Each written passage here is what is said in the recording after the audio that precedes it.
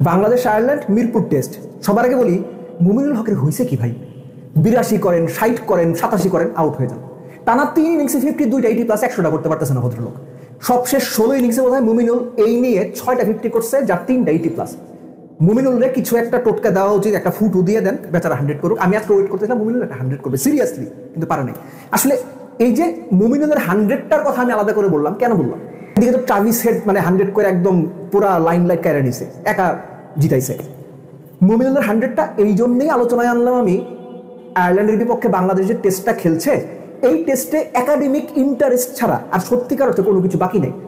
আয়ারল্যান্ডের এখনো জেতার জন্য 333 রান বাকি, এবং বাংলাদেশের এগেইনস্টে তারা 333 রান করে ম্যাচটা জিতে ফেলবে। এইটা ভাই পাগল বিশ্বাস করলে করতে পারবে, অন্য কেউ বিশ্বাস করে না। বাংলাদেশ টোটাল ডমিনেন্স বলতে যা বোঝায় ঠিক সেটাই করেছে। এবং বাংলাদেশের যে মোটোটা ছিল, যে প্ল্যানটা ছিল, যে ভাই আমরা কোনোভাবেই 4th ইনিংস ব্যাট করবো না, আয়ারল্যান্ডকে ফলো করার দরকার নাই, আমরা ব্যাট করি। 2 ওপেনার 50 করেছে, তারপর নাজমুল হোসেন শান্ত রান করতে পারেননি। মুমিনুলের কথা বললাম, 100-এর সম্ভাবনা থাকা সত্ত্বেও করতে পারেনি। মুমিনুল আউট হওয়ার পরপরই অ্যাকচুয়ালি বাংলাদেশ 297 ইনিংস ডিক্লেয়ার করেছে।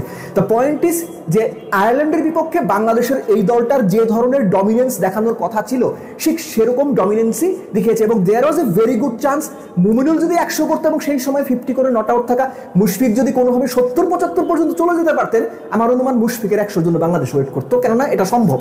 সো আয়ারল্যান্ড আসলে বাংলাদেশে এসে যে ধরনের নাকানি চুবানি খেয়ে গেছে, এটা দেখতে ভালো লেগেছে একজন বাংলাদেশের সাপোর্টার হিসেবে, কিংবা বাংলাদেশ ক্রিকেটের একজন সমর্থক হিসেবে, যে বাংলাদেশ আয়ারল্যান্ডকে যে ধরনের ডমিনেটিং পারফরমেন্স দেখিয়ে ম্যাচটা জিতবে, কিংবা যেভাবে আয়ারল্যান্ডকে কোনো রকম পাত্তা না দিয়ে ম্যাচ জিতবে, আমরা ঠিক সেটাই দেখতে পেয়েছি।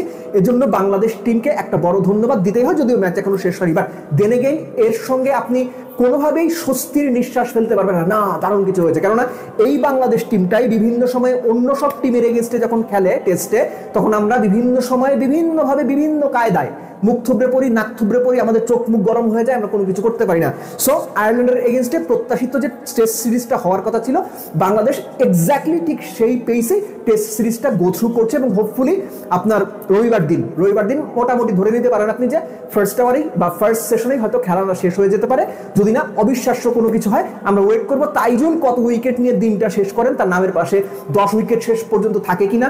অর্থাৎ ইন্ডিভিজুয়াল পারফরমেন্স গুলো নিয়ে আমাদের এখন সবচেয়ে বেশি মাথা ব্যথা বাংলাদেশ আয়ারল্যান্ড দ্বিতীয় টেস্ট কিংবা মিরপুর টেস্টে। এই টেস্টের একাডেমিক ইন্টারেস্ট শেষ হয়ে গেছে, বাংলাদেশ প্রথম ইনিংস ধরেন আপনার মানে মোটামুটি 470 করার পরপরই। এখন বাকি আছে যে আয়ারল্যান্ড আসলে কতক্ষণে হারবে, কতক্ষণ তারা মাঠে থাকবে, কতক্ষণ আপনি মোটামুটি একটু ঘুম চোখে, একটু জেগে, একটু পরে মানে পড়ালেখা করে, একটু কাজ করে খোঁজ নেবেন। এর বাইরে বাংলাদেশ আয়ারল্যান্ড টেস্টে সত্যিকার অর্থে আর কোনো কিছুই বাকি নেই।